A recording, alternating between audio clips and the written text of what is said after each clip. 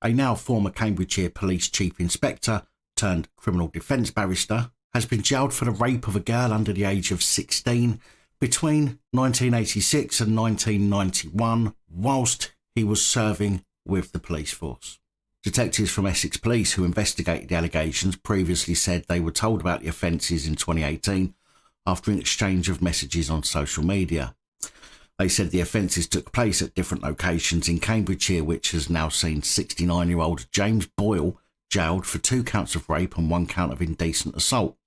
During his trial, Boyle's defence barrister Stephen Camlish KC, mitigating for Boyle, said that he had lost weight since being in custody, was diabetic, suffers with hypertension, gout, anemia and high cholesterol since his conviction in May, and that he is just broken really as a result of his time in prison.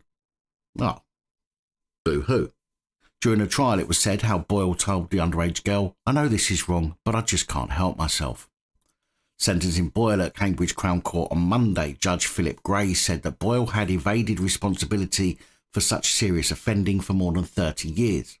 He said, "You showed her no mercy then, just as you had her at your mercy as a child."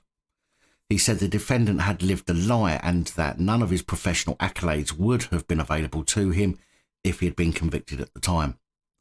Sentencing Boyle, Judge Philip Gray said that as a former police officer convicted of sexual offences, your sentence would be a hard sentence to serve, but added that this has been brought about by you. Former Cambridgeshire Police Constable turned criminal defence barrister James Boyle was sentenced to 16 years in prison and ordered to pay £4,500 costs towards a prosecution. He has also been ordered to sign the sex offenders register. Now, I find it incredibly hard to believe that this is the only time he had raped somebody. I think that people who commit such sickening offences only go on to do more as they feel they can get away with it when they're not initially caught.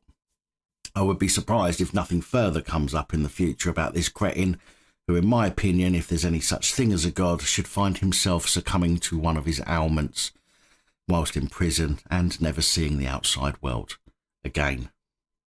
However, if you are in the prison that this piece of shit ends up in, don't forget to say hello.